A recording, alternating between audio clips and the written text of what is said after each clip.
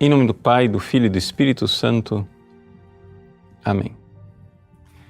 Meus queridos irmãos e irmãs, no Evangelho de hoje, Jesus pronuncia aquela frase tão caracteristicamente cristã, que nós devemos tomar a nossa cruz para segui-lo. Mas ele faz isso colocando num contexto mais amplo que faz com que a gente medite de forma mais profunda. Veja só, em primeiro lugar, a gente tem que entender o seguinte, que Jesus aqui está dizendo: quem não carregar sua cruz e não caminha atrás de mim, não pode ser meu discípulo. Vamos recordar. A partir do capítulo 9 de São Lucas, ele está subindo para Jerusalém. Ou seja, caminhar atrás dele significa isso, é para lá que ele está indo, determinadamente. Mas aqui pela primeira vez aparece um verbo estranho para carregar a cruz. Essa palavra, carregar a cruz, ela está em todos os evangelistas. Está em São Mateus, está em São Marcos, está 2 vezes em São Lucas, mas todas as vezes aparece um verbo diferente. Aqui aparece, porém, um verbo estranho, bastatzo. O verbo bastatzo, em latim, baiulat, ele tem um duplo significado. Ou seja, o significado originário é simplesmente de carregar um peso. Você pegar uma coisa pesada e carregá-lo, tirar algo de uma base e levantá-la. Muito bem. Agora, existe também um uso técnico, que depois chegou a nós em português, né? Baiulat, bajular, quer dizer exaltar, quer dizer glorificar, não é isso?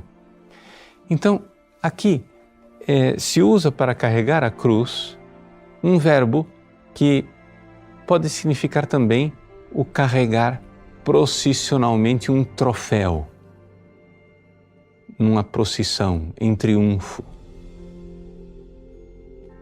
Quem não toma a sua cruz?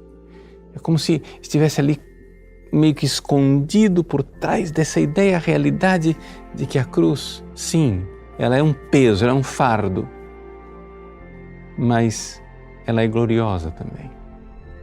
Existe ali uma sabedoria, nós precisamos saborear a cruz.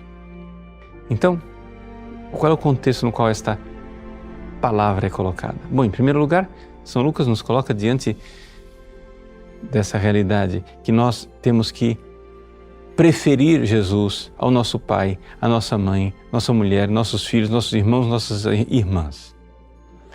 No original grego de Lucas, um sabor bem semítico, porque nas línguas semíticas não tem um comparativo. Então, ele diz assim, quem não odiar o seu pai e sua mãe não é digno de mim. Esse odiar, evidente, não quer dizer odiar, quer dizer você tem que amar a mim, Jesus, mais do que seu pai, sua mãe e sua família. E então Jesus fala da cruz e faz 2 metáforas para que a gente entenda. É necessário calcular. Você tem um empreendimento, você precisa calcular. Vai fazer uma torre, calcule os gastos. Você vai empreender uma batalha, calcule o exército. Nós temos que entender que existe um preço. Ou seja, Jesus é Deus e Salvador. Mas nós precisamos, de fato, colher esse seu convite de deixar as coisas, não necessariamente deixá-las fisicamente, mas deixar interiormente, espiritualmente, nos desapegar para amar Jesus antes de tudo e acima de tudo. E ele diz, né, que é isto que a gente precisa fazer nessas 2 comparações. Infelizmente, o texto do Evangelho de hoje para no versículo 33. Mas o evangelista São Lucas continua. E no versículo 34 ele diz: o sal é coisa boa, Mas se até o sal perder o sabor, com que será temperado? Já não serve nem para a terra, nem para o esterco, mas só para ser jogado fora. Quem tem ouvidos para ouvir, ouça. Isso quer dizer o seguinte: nós cristãos que seguimos Jesus, se nós não colocamos Jesus acima de tudo, nós somos sal que perdeu o sabor e a gente não serve nem para esterco. Um cristão que não ama Jesus acima de tudo não é cristão coisa nenhuma. Então você pense bem antes de seguir Jesus. Jesus não está dizendo isso para nos desanimar, mas está dizendo isso para nos oferecer a graça. Porque somente através da graça recebida dele é que nós teremos a leveza de carregar a cruz, triunfantes, alegres, na sabedoria da cruz, este sapere, esse saborear a cruz. Interessante aqui lembrar que dos 7 dons do Espírito Santo, o da sabedoria, que é o mais elevado, está ligado ao sabor da cruz.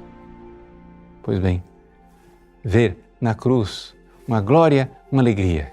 E aí sim, teremos o sapere, o sabor, o sal, que servirá para alguma coisa e não para ser pisado. Deus abençoe você. Em nome do Pai, e do Filho e do Espírito Santo.